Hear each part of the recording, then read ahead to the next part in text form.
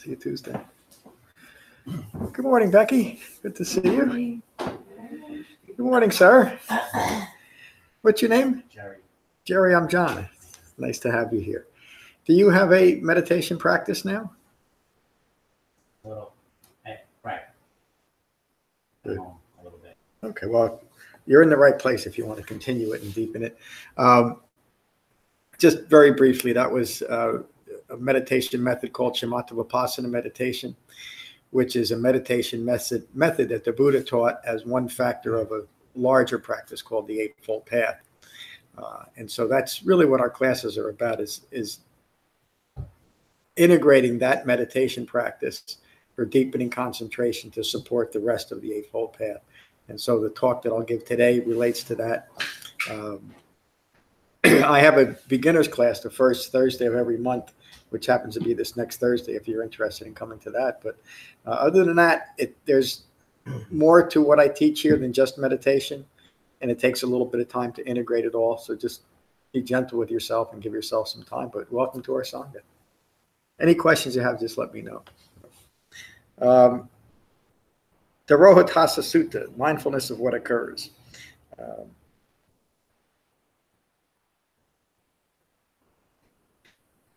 The Buddha taught mindfulness in very specific applications, and primarily to develop mindfulness of the Eightfold Path, to integrate the Eightfold Path as our path to awakening. The Buddha didn't teach any other path.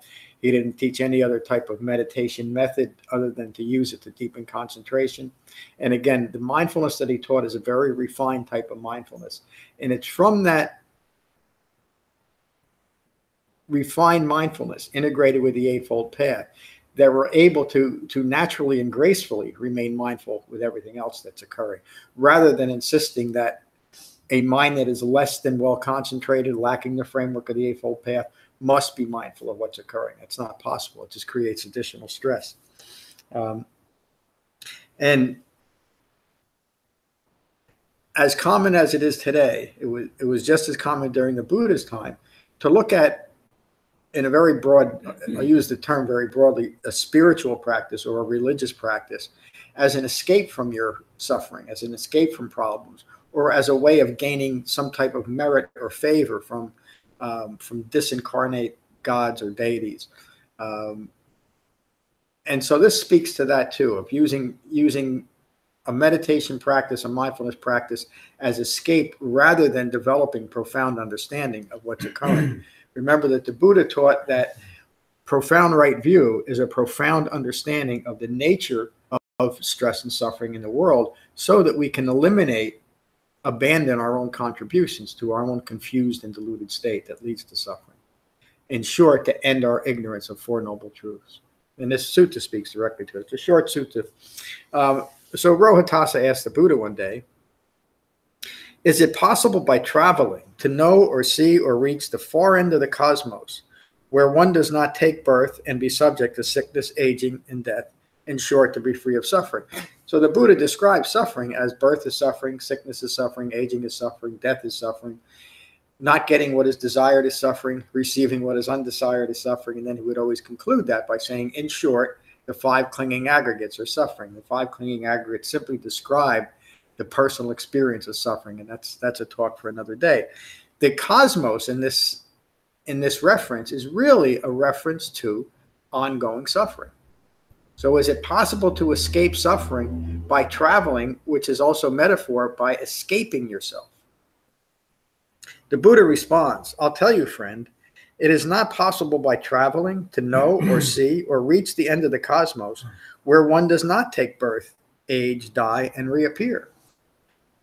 So that reappear is a minor reference to reincarnation, but what it's really referring to is the ongoing reestablishment of suffering rooted in ignorance, which takes a mind rooted in ignorance of Four Noble Truths, and it takes an amazing amount of diligence to keep doing that. And that's really the underlying stress, to keep maintaining these views rooted in ignorance of Four Noble Truths.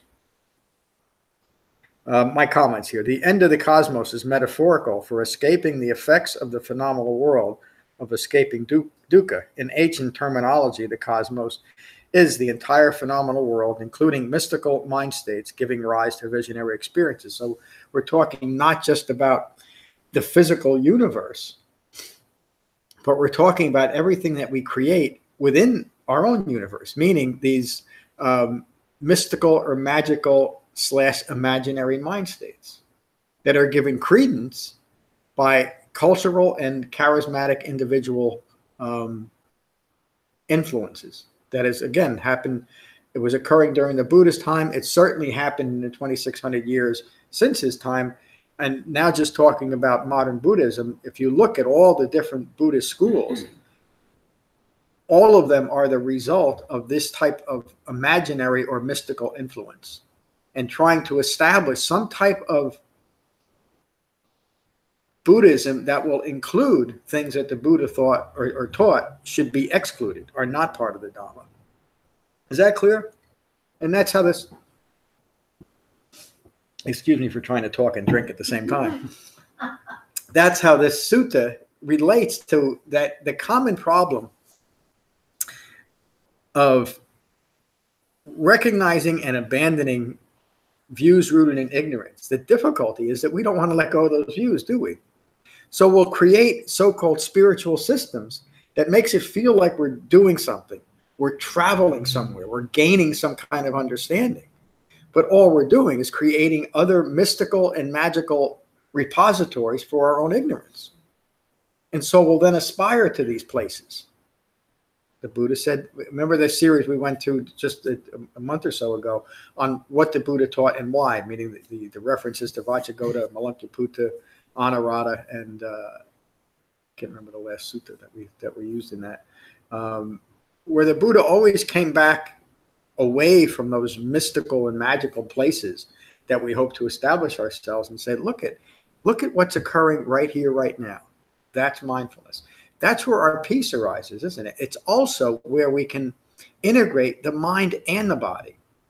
When we are stuck in trying to establish ourselves in some other realm by traveling throughout the cosmos in our own so-called spiritual practice, what are we doing?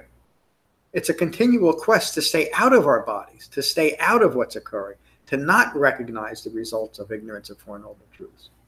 So the Buddha taught this radical acceptance of uniting the mind and the body in a frame of reference that relates to what's occurring into a mind that's united in its body. How else could we awaken? How else could we gain full human maturity but to be where our life is occurring, rather than engaging in a practice that takes us out of ourselves continually, whether it's in theoretical applications of who and what we are, or in a practical sense by using a meditation or a mindfulness practice to do just that, to escape our bodies. I'm going to skip a little bit because I just kind of covered that. Rohatassa then tells the Buddha how profound his teaching is, and despite his great metaphysical accomplishments. So Rohatassa had the background to this. Rohatassa was recognized as having great metaphysical or mystical understandings. But Rohatassa himself, as he's engaging in the Buddha's Dhamma, is starting to question the usefulness and the validity of what he has held in mind as who and what he is, and what's important. So despite his great metaphysical accomplishments, he was unable to find lasting peace and happiness. Rohatassa traveled extensively physically and within his own mind, but never reached the end of the cosmos, meaning the end of his own capacity for distraction. The Buddha concluded by telling Rohatassa, it is not possible to reach the end of the cosmos by seeking outside of yourself to reach Nibbana, an awakened, fully mature human mind. At the same time, I tell you that it is not possible to end stress, disappointment, and unhappiness without reaching the end of the cosmos. So there's a contradiction and paradox, isn't it? Yet it is within this body, with its perception and intellect, that there is the cosmos, meaning dukkha. That's the reference there. The origination of the cosmos, or dukkha, clinging and craving. That there is the cessation of the cosmos, meaning the cessation of the experience of suffering, right within this body. The Buddha is giving Rohatassa a clear and direct teaching on you must have your mind united in the body. You must cease traveling outside of your body for answers or to establish your psyche in some other realm that is outside of your body. It must be right here.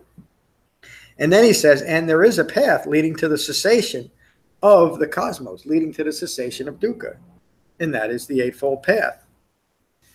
The Buddha continues, cessation or awakening is not to be reached by traveling to the end of the cosmos, by seeking outside of one's mind and body. And cessation is not experienced without reaching the end of the cosmos, within one's own mind and body. And that's simply referring to how the Buddha described an awakened human being.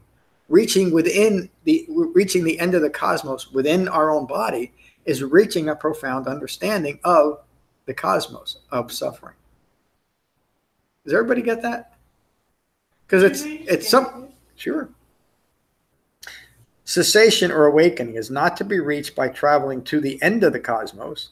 And that would be another metaphor by continually seeking knowledge, but not knowledge of the Four Noble Truths. It might be how do I create magic? Engaging in visualizations that take us out of our body. Doing things that might establish ourselves in realms of nothingness or neither perception nor non-perception. That's a common practice, by the way. All of those practices are just distraction. They're all traveling outside of ourselves, trying to reach the end of the cosmos. The end of the cosmos can't be reached outside of ourselves. It must be understood within. So you asked me to read it again. I'm sorry I got into more commentary. Cessation, awakening is not to be reached by traveling to the end of the cosmos, by seeking outside of one's mind and body. Cessation is not experienced without reaching the end of the cosmos within one's own mind and body. Then there is release from suffering, stress, and unhappiness. The wise understand the cosmos and the end of the cosmos. They have developed understanding of the Dhamma. Their minds are tranquil, with release from these views. They do not long for the cosmos, meaning distraction, or any other. They are unbound. That's the end of the Buddha's words. There's a little more to my commentary. The whole point of this sutta, remember, everything the Buddha taught was in the context of dependent origination and Four Noble Truths. Excuse me. And the only path he ever taught was an Eightfold Path. And that path, excuse me, too many vitamins this morning, I think. And that path is a radical way of uniting the mind and the body with our life as life occurs. And we do that through, using the word again, radical acceptance, meaning whatever occurs is accepted and it's no longer a distraction from what's occurring in this moment. And then we have reached the end of the cosmos, haven't we? We've reached the end of our seeking. We're right here, we're right now. It's the secret to happiness, isn't it? We no longer need to add anything or take anything away to what's occurring. We're simply present with life as life occurs. And now when you take that a little bit further and a little bit deeper, that requires radical acceptance of who we are in this present moment. Not who we hope to be. Not when I develop enough practice and I'm good enough. The Buddha taught that we are good enough to be awakened right here, right now, no matter what's occurring in our mind, as long as we recognize the distraction of ignorance of Four Noble Truths. And then we're awakened. And then we can continue to live our lives as awakened human beings through that well-concentrated and mindful presence of life as life occurs. It's not possible by traveling within oneself or outside of oneself. It is possible by uniting the mind and the body through the practice of the Dhamma. Well, that's today's talk. Any questions about the talk? And then we'll go around the room as we usually do. Everybody understands it? Pretty simple and direct. Lorna, good to see you this morning. Thank you. It's good to be here. See everybody. Well, that was certainly worth getting up for this morning and listening to. You use the word repository, meaning that's where we fix ourselves in our thinking strategies or whatever we call them. That's where we posit ourselves. We need a strategy to work with, to place ourselves in. And just the way you described that was so appropriate, that we just create situations in our mind to put our avatar in, and which is a temporary repository for us to feed our ego. That's the way I see it anyway. No, that's right. I see that after the event, you know, as you go about life, I'm not skillful enough to know what I need to learn and what I need to be aware of in a practical sense, but not. And when it drifts into creating a repository in my mind for me to create my own ego, I'm not skillful in that at all in my life. So I see the point, or I think I see the point and understand the point and appreciate it, but you just get caught up in life, and you know, just churns away in your mind, and that's really what I sort of got out of the talk this morning. But it was always a good reminder. Thank you. And you're describing the problem. You're not unique. That is the problem that we all have. We don't realize where our views rooted in ignorance have established ourselves. That's what the Buddha, when the Buddha awakened, he considered for 2 more weeks about how am I going to teach this? How am I going to pierce that veil of ignorance that has established people in a place that they feel is real, that they feel they need to continue to establish in order to maintain these wrong views rooted in ignorance. How do I do it? An Eightfold Path. And it's the Eightfold Path that is the framework that allows us to see where we've reposed ourselves, where we stuck ourselves. The fabrication of self-establishment in wrong views is, as the Buddha describes it, it's like foam on the water. There's nothing of real substance except the structure feels real because it's who we are. It's who we've established ourselves to be, I should say. And so we need a way of looking at that, don't we? Another, simpler way of saying it is, how does a deluded mind know that it's deluded? It can't unless it has a way of recognizing its deluded views. Hence the Eightfold Path. Thank you for bringing that up. Anthony, good to see you this morning. Good to see you and everyone else. I was born and raised Catholic, so Me too. some of it actually stuck. And when I was listening to you talking, I was reminded of something that I've always known that Jesus said, which was that heaven doesn't come with any signposts, and or there isn't any body in the sky where there's heaven. And I tell you, heaven is within you. Yeah. And it made me think that they're saying the same thing. In that sense, yeah. You're saying that all of your goodness is within you. You don't have to look to these magical, mystical places, and that's, I think, exactly what Jesus meant when he said that. It could be there is scholarly speculation, if I can put those 2 words together, that if there was a historical Jesus, that he actually went and studied Buddhism in India, that he traveled there.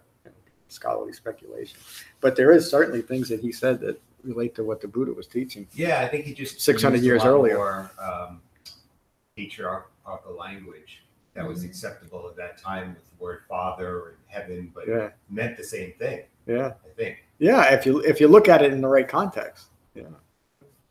Thank you, Jen. Good to see you this morning. Good to see you. Radical acceptance of what's occurring is what kind of like stuck with me, and that's definitely helpful. Little phrase. I like the little phrases that kind of capture a bigger concept that allows me to kind of remember that teaching. Mm. And so, you know, when you're moving through your day, it's something that you can do. Yeah. Am I radically accepted? I know that it's not that's a description of an awakened human being. It's not a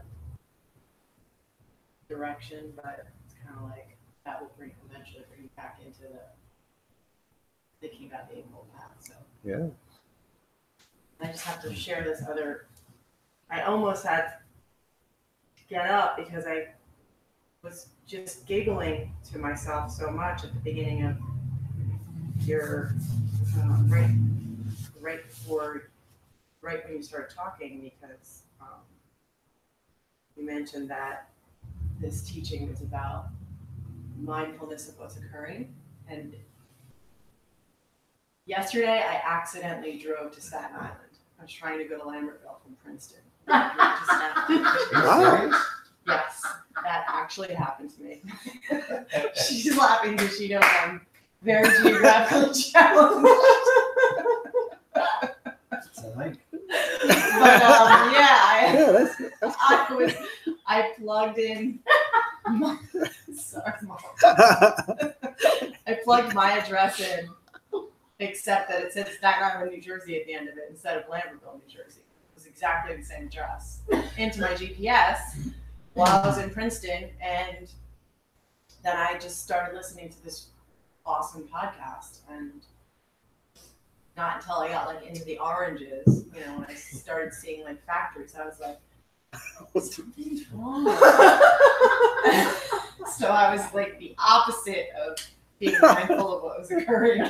I was absolutely in wrong concentration. So what was the ensuing quality of mind when you realized it? It was actually good because it was funny. It was funny. Right, yeah. I just was It's immediately just what like, occurred. oh wow, okay. Start focusing. And at first I was like, oh, a little nervous. Yeah, because I was in the oranges, and I didn't know where I was, and I needed gas, but quickly I recovered, and then I just was laughing. Wow, you're really not concentrating on what's happening. It's very understandable Yeah. in this world. It really is. Sadly, it is. Yeah. Yeah. Well, thank you for both of them. It's a great story too. Thanks, Jen. Excuse me, Greg. Good to see you this Good to morning. see you, John. I feel like it's kind of related to what's the thing you always say? You can't get to Yeah, that's it's- totally. it's just like that. New York if you think you're going, or If you're in New York and you want to get to Chicago, but you believe you're in Los Angeles, you ain't going nowhere. it seems somewhat related. Yeah. In a lot of ways, you end up in the wrong place. Yeah. And it's fragile. You know? Yeah. You just don't notice one little thing. And yeah, it's a heck of a metaphor for the practice too. You know? It is. You can get one little piece of it slightly off, and it really throws a monkey wrench in the whole You can end up in Staten Island, New Jersey. monkey wrench in the domino wheel. Yeah. I mean, that the Buddha describes being stuck in dukkha as wandering in samsara. That's what it is. You know? Wandering here, what? And samsara is Outside of New York. yeah, I was gonna say that. The actual location is just outside of Newark, by the train tracks there. That's samsara. Oh dear. Thank you, Greg. Did you have anything else? No, just that with the fragility of all of it, I've been realizing a lot lately. I mean, you know, even if I feel like I'm having everything's great, like should be smooth going, calm mind, calm body, and if I have, you know, I go for that second cup of coffee and it's a little too late, and then trying to go to sleep and it's all, you know, I'm like, where's my mind right now? It can be very fragile with, that's just something I've been thinking a lot lately. How easily some of the things that you can let in, you know, a little too much, a little, not enough of something can really, not enough sleep, too much of Yeah. something else, it can really have such an impact on the mind. Something I've been a lot more aware of lately. Yeah. It's been coming in and out. And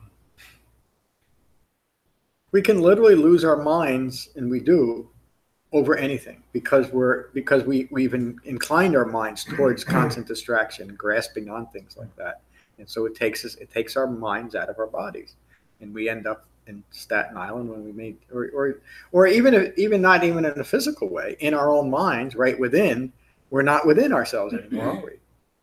We're distracted, and all of that is occurring right here, right now, whether we're physically lost or simply mentally lost through mindlessness or holding in mind the wrong things. Again, there's the Eightfold Path. Thank you. Becky, good to see you this morning. Good to be here. Thank you. My week was sort of filled with distracted meditation. But something that Lorna said, I think it's going to help. And that is that there's a repository for the ego. That's one thing. And the other thing is we can't tell, like the Buddha said, you can't, how can I teach this when everyone is ignorant of what is causing their dukkha? And when I feel so distracted, I feel like I don't know where to go. I know that the dukkha is there, but I'm not able, I just have a hard time getting back to a peaceful mind. Yeah. And one thing that helps is trying to be okay with where my mind is right now. With that. Yep. With that distraction, that trying to be okay with that sort of starts. But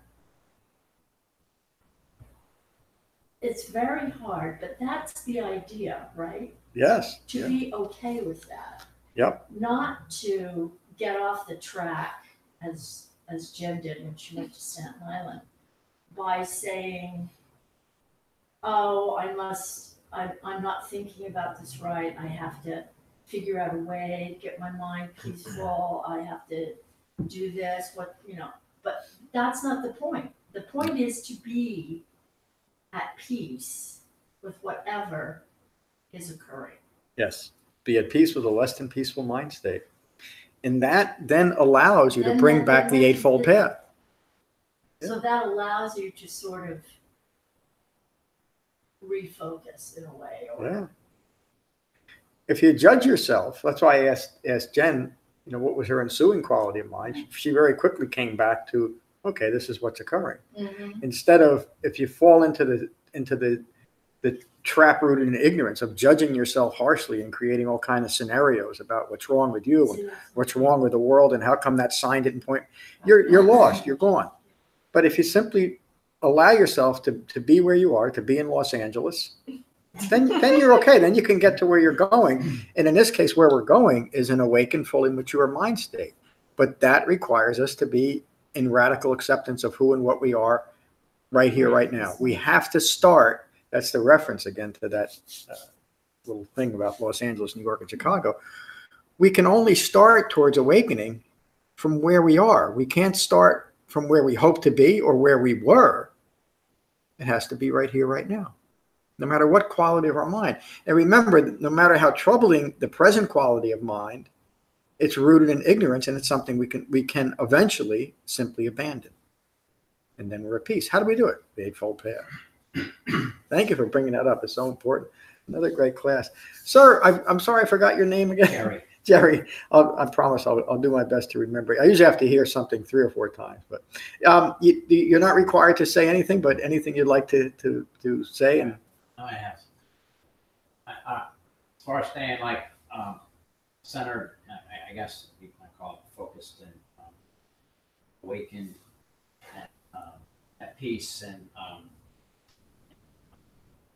things like that. I got this issue where a lot of times I'll, for I don't know why, but I don't realize that I'm doing it, or but I obsess about something, and I think I want something, or I need something. I think I'm good if I have something to like go buy something. yeah, Go buy something, and then I obsess over it, and I'm looking for it on the internet and stores and stuff, and then I don't spend 3 days thinking about that, and then I realize I don't need it. I don't buy it, and I realize I'm obsessed about it. And I actually forgot to let myself get frustrated. Or sometimes I'll buy something, and sometimes it's profitable. It helps. It's something I could use, and or sometimes I buy something that maybe I don't need, or I make use of it anyway, and I call it an emotional buy. It was just an emotional buy. And a few weeks later, it's like just another piece of material. It's like the feeling's gone now. It's like you're looking for something. It's like you're losing your mind or something. Or your peace, and that's something that's going around and around like a tape in my mind. I obsess over it. Maybe I should do this. Maybe I should do that, instead of just living in the moment. So it's not only with material things or objects, it's going places or seeing things, or going here, or should I go on this vacation or that vacation? The same thing here. yeah. And it goes and it goes around. If I do this, what am I missing? If I don't do it, what am I missing? How long? And then I finally make peace with it. But so I'm not going to do it. So then I make peace with it. And then sometimes I do it, it's fun, it's great, I'm glad I did it, but then I obsess about, well, I should have did something else. I should have did something different. Should have made a mistake here or something. Well, and then I don't know why, but it's a stupid thing. I get out of control and I obsess about it. I pick myself for it. It's a bad habit I have. So then for 3 weeks I think about it and it says, just let it go. I don't know why.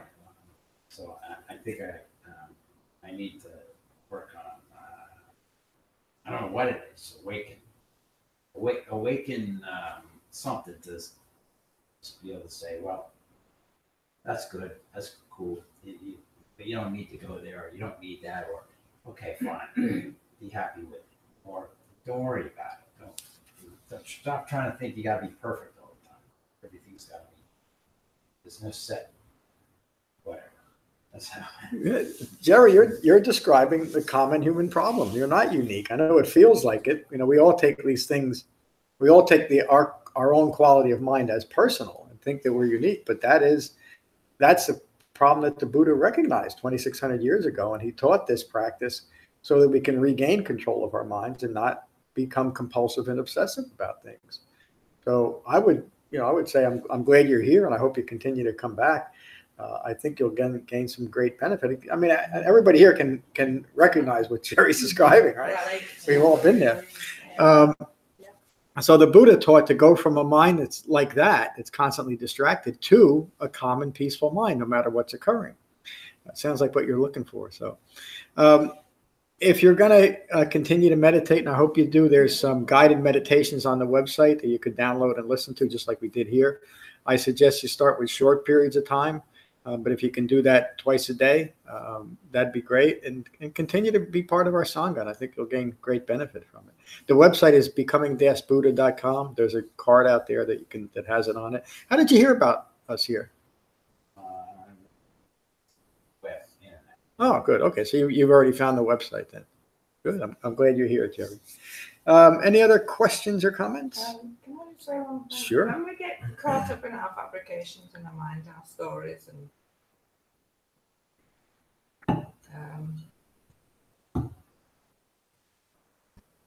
you say to become at peace with a less than peaceful mind. In that case, just it's happening, and okay. Isn't it also? I sometimes look at it as a way to sort of break the thought. Is just say, okay, what's happening right now? Mm-hmm. And often there's nothing happening. Yeah, there's nothing of significance. And everything is in your mind. Yeah. And you could say, well, okay.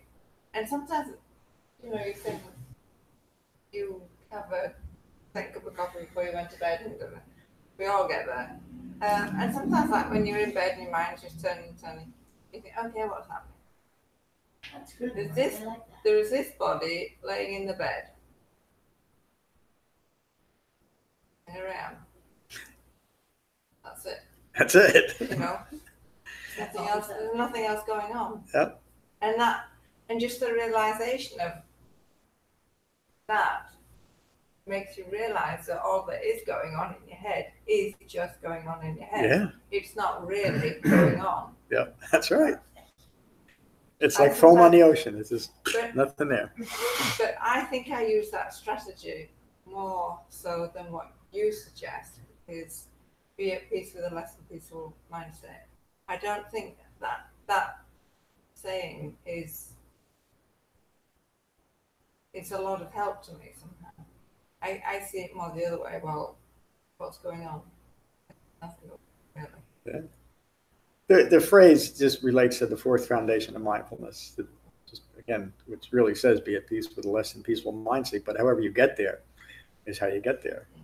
It's withdrawing your self-referential ego's view that something needs to be different, including just lying in bed is not enough. There's got to be Yes. something else going on. Yes.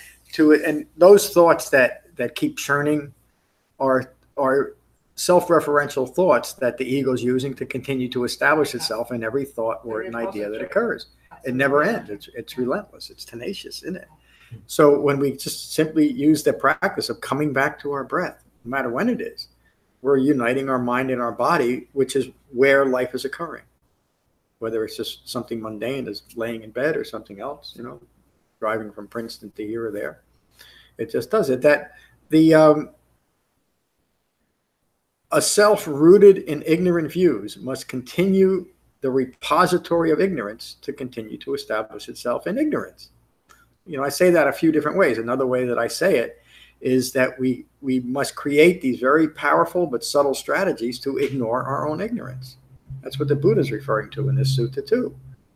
Some of those strategies are traveling, gaining something, learning something, acquiring something. It might be acquiring merit. There's one of the most well-established Buddhist religions begins with 108,000 full prostrations before you can actually begin to practice. That's how it's taught. Of course, again, it's not right or wrong. It's just the way it is. It's a constant distraction, isn't it? The Buddha says, learn to live well concentrated within the framework of the Eightfold Path, seeing things from right view, and you will awaken. You'll have a life of peace and calm, free of compulsion. What a great class. Any other questions or comments? Thank you for that, Lorna. Our fall retreat is on. It begins September 20th. Registration is open on the website. So if you're coming and you know you're coming, please sign up as soon as you can. We'll finish with metta, as we always do. So again, find your relaxed meditation posture. And gently close your eyes and gently close your mouths. And again, become mindful of your in-breath and your out-breath. And these are the Buddha's words on metta from the Karaniya Metta Sutta. This is what should be done by one who is skilled in goodness and who knows the path of peace. Let them be able and upright, straightforward and gentle in speech, humble and not conceited, contented and easily satisfied, unburdened with duties and frugal in their ways, peaceful and calm and wise and skillful, not proud or demanding in nature. Let them not do the slightest thing that the wise would later reprove. Wishing in gladness and in safety, may all beings be at ease. Whatever living beings there may be, whether they are weak or strong, omitting none, the great or the mighty, medium, short, or small, the seen and the unseen, those living near and far away, those born and to be born, may all beings be at ease. Let none deceive another or despise any being in any state. Let none through anger or ill will wish harm upon another. Even as a mother protects with her life her child, her only child, so with a boundless heart should one cherish all living beings. Radiating kindness over the entire world, spreading upwards to the skies and downwards to the depths, outwards and unbounded, freed from hatred and ill will. Whether standing or walking, seated or lying down, free from drowsiness, one should sustain this recollection. This is said to be the sublime abiding. By not holding to fixed views, the pure-hearted one, having clarity of vision, being freed from all sense desires, is not born again into this world. Thank you all for a wonderful class this morning. Peace.